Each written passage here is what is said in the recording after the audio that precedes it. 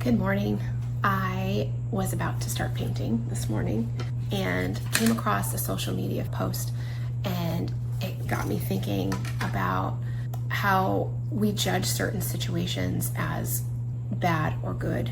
We condemn people for their actions, but we don't realize that what they did might have prevented them from doing something worse because they got caught.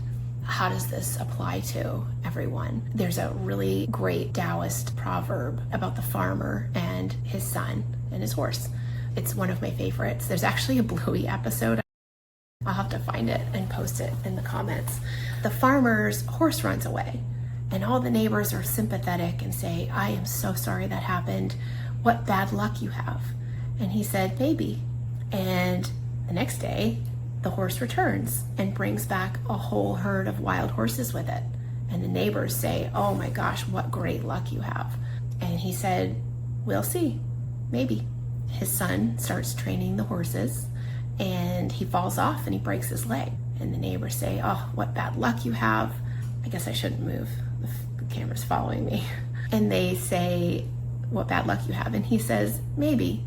The next day, a war breaks out, and all the able-bodied young men in the town are recruited, and his son gets exempt because he has a broken leg. And the neighbors say, "Oh, what great luck you have." And he says, "Maybe." And as far as I know, that's where it ends. But I think it makes a really strong point. When something terrible happens, we're so quick to say, "What terrible people did that to you, and what terrible luck you have, and I'm so sorry that that happened."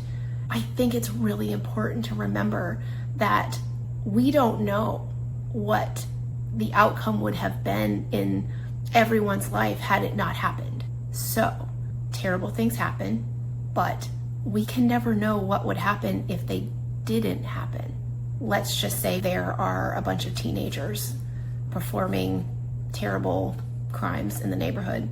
To me, what that signifies is that they are suffering from a lack of connection to people around them. Because when we're connected to people, we take care of them. It's easy to get lost in a sea of us versus everyone else, especially for young people who are exposed to the incredibly divisive language and actions portrayed in social media. I think we really have to separate ourselves from what is being shown to us, because if it's leading us to feel separate from the rest of the world, then we're losing our understanding of other people's humanity. And that is where we get in trouble. So back to this situation in the neighborhood, I'm wondering if this action is a symptom of them feeling separate, different, better than, worse than, whatever their motivations. What if this action they took gets them caught, gets them help, and gives them an opportunity to learn that we are all so much similar than they think? What if they had not done this terrible thing, and instead they bottled those feelings up until they festered and they ended up going to school with weapons, or they, physically assaulted somebody? I think what we have to choose to do is understand that we do not know all the repercussions that might come from one single action. I think we have to understand that, like the farmer, we reserve judgment and know that we are being taken care of in ways that we don't need to understand. What if we took all of those actions that we read about and see that make us sick and that we feel judgment for, and we learn from them? We learn why they're coming to us, right? Because like every one of us has a different feed. Is that feed trying to further separate you from society?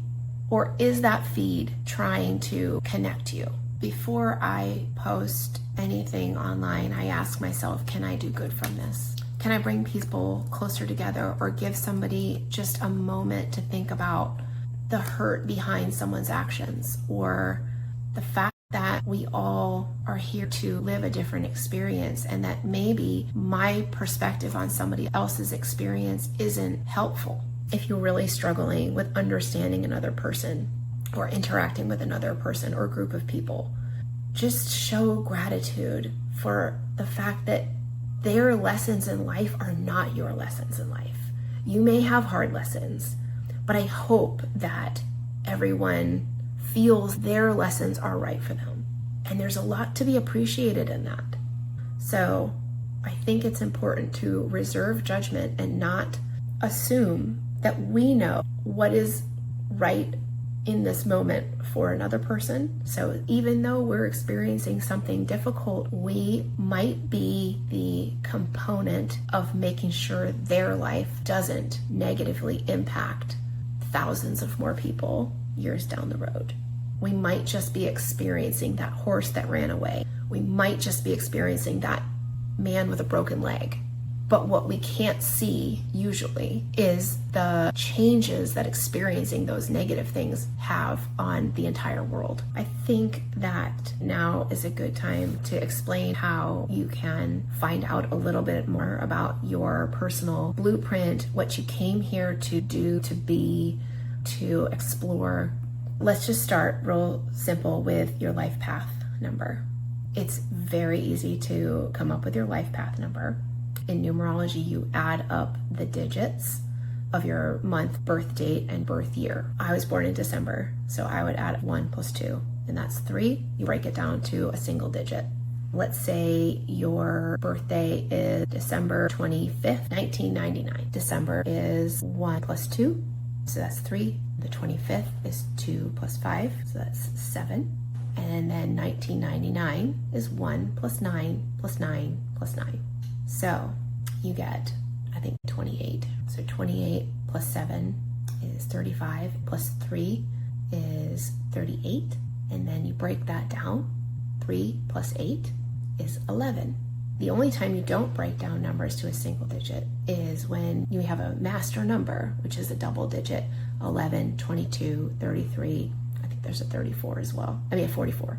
So if you have a life path 11, you are fluctuating probably between the 2 and the 11. The 11 breaks down to a 2 at the most base level. You're still working on some of those lessons. And your life path is going to be kind of like the destination of your learning. Okay, so like it's going to influence what you do for work, how you accrue knowledge, probably some of your personality. 2 would be working on aspects of duality, so partnership, balance, and supporting roles. You're probably much more likely to be an excellent support than a leader. When you get to the master number 11, you're probably more like a spiritual teacher, a guide. It's worth looking up. It gives you a really cool insight into what you came here to do. I'm still trying to figure mine out. I'm a life path 22, as is my husband. And so we are considered master builders and master manifestors. Certainly, we also deal with the shadow aspect of struggling with getting started with things, or trying to make things too perfect, or needing such a solid foundation that it becomes hard to start. For me, it's hard to finish. It's been really helpful in seeing how it shapes us. You can go further down the rabbit hole and find out your destiny number, your soul number, your outer personality number. I'll tell you more about that next time. For now, try not to judge people too harshly. If you catch yourself in judgment, forgive yourself. Ask yourself why you feel so strongly that your opinion about someone else is important. If you aren't able or willing to do anything about it, then maybe ask yourself why. I guess that's a good place to start. I like to ask myself why certain things come into my awareness. Like, why did I choose today to log on to social media? I just deleted it off my phone for the 1,000th time yesterday. So why was I back on it? Why did I see that one post? Why did I feel like I had to comment on it? How can we make sure that somebody who does something to other people to make them feel terrible, how can we make sure they don't grow up doing that to people for the rest of their lives? if what's going on in the world isn't teaching us to ask that question, then what is going to teach us to ask that question? I love each of you, and I try my best to feel connected to each of you every day. And there are times when I fail, and I forgive myself, and I try again. I hope you have a great day.